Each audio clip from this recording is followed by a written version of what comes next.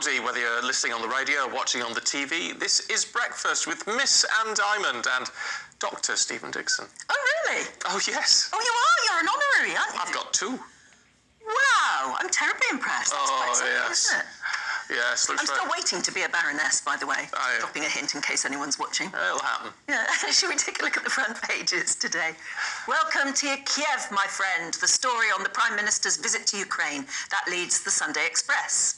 While there, Boris Johnson pledged new arms, including military vehicles and missiles. The Observer also focuses on this surprise visit. A full-scale NATO military force will be permanently deployed to defend the borders of Europe. That's according to plans revealed by the chief of the alliance. The Telegraph says a sufficient presence is required to repel a Russian invasion.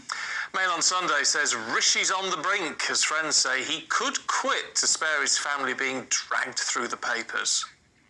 And there you are, the Chancellor's wife has escaped 11 Downing Street, with the Times describing it as a goldfish bowl. They live in number 10 though, don't they? Yes, they do actually. Yeah. Yeah, the press always say they're living above the shop. But it's quite a posh shop. I would, if I was Prime Minister, I would move back to number 10, symbolically. I don't think there's enough room for a growing family. Oh, well, I haven't got one. No, but he has. Let's go through the papers now in a bit more detail with the journalists Nabila Ramdani and Benedict Spence. It's Welcome. good to see you both this morning. Benedict, let's have a look at... We look at this yesterday. It's going to get worse next weekend, of course. Travel anarchy. Yep, this is, again, I mean, you're going to hear this ongoing for the next couple of years, I would imagine, a knock-on effect of the pandemic. But this is due to the jobs shortfall in the travel sector. And, we've all seen the scenes, haven't we, of queues at Manchester Airport, etc. The World Travel and Tourism Council says that globally there's a 220,000 job shortfall across the world. And this is how I'm afraid you're going to see it manifesting. Obviously, you've got the queues at places like Dover, you've got issues at passport control, and it's because everywhere, basically, people that were laid off during the pandemic as the travel industry sort of atrophied, at the end of furlough, for example, it became very expensive to keep people on when there just wasn't the industry to support it. Now everything's come roaring back. International travel, holidays, of course, we've got Easter coming up, and then obviously later on we've got the summer coming up, and restrictions are being relaxed, so people have got far more choice.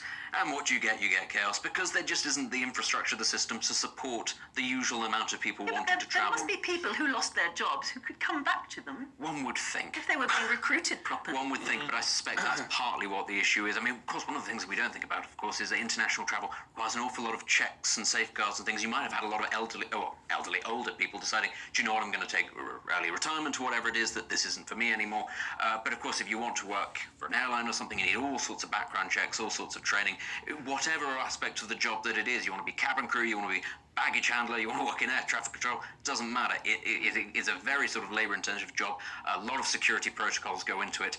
And, apparently we're going to see this at least for the next year. We need to get... I'll tell you what we need, in terms of cabin crew, older cabin crew.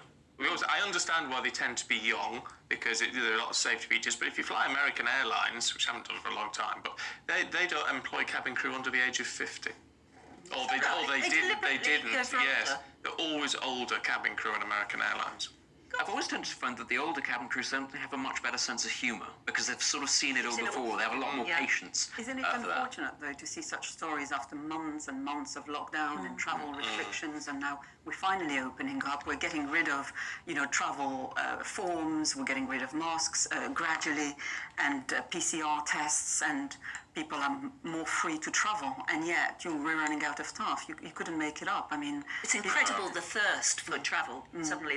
And you can't blame people who have been cooped up for such a long time. And I think it's absolutely right that we should be looking to get away on holiday at any cost. But maybe it was staggering our holiday times.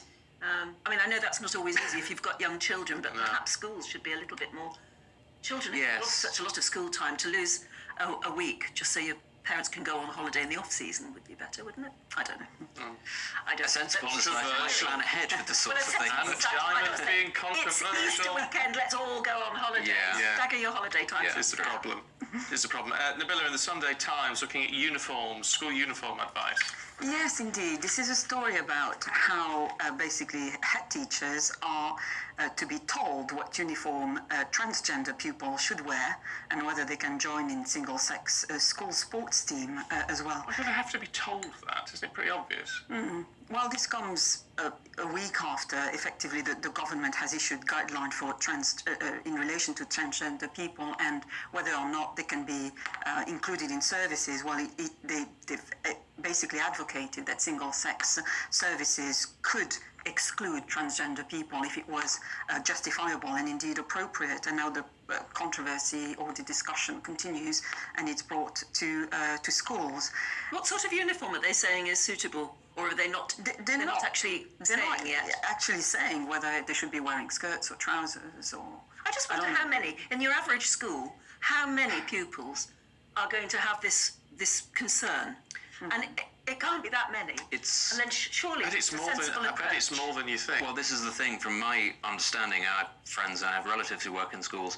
It is more than you'd think, but it is a sudden uptick. And the problem is, of course, it's not necessarily people who are going to be transgender their whole lives. It's as much as anything, you do get transgender individuals, but you also get an element of mimesis about this as well, which is that children can be very impressionable and things are fashionable, or they are very confused about who they are, what they are. It's not necessarily a permanent change in their life. It's just a direction that they've swung in for the time being. And this is important to recognise that those people exist as well as transgender people. Well, maybe it should be time to say, uniform freedom. You should just be able to, if you want to wear, if you're a girl and you want to wear trousers and a blazer or whatever, do it. If you're a boy and want to wear a skirt, why not? It's only like a kilt at the end of the day. Yeah. I would imagine. I've never This has always been my view, is that we should have more kilts in society. That's probably not the hugest problem, the uniform itself. It's the whether or not they could join the girls' netball team or the boys' Yes, football team. I think that's the key concern underpinning this, not just for children or teachers, but for a lot of parents as well. We do get this, don't we? The sporting aspect of it in the media, really large, but of course it has an effect on the grassroots, on the individuals at a very young and important stage of their development. And that these are legitimate concerns, I think, that a lot of parents have. Love to hear from you if you're a head teacher or a teacher and you've had to deal with this sort of problem. Yeah, interesting How stuff, do you do it? isn't it? Or is it just something that, a bit of common sense and sensitivity would actually... I would have thought. I would have thought so. Look, we are sadly out of time. It's been a busy old morning this morning, but Nabila and Benedict, thank you both you very very much much. indeed. It's been great to see you today. So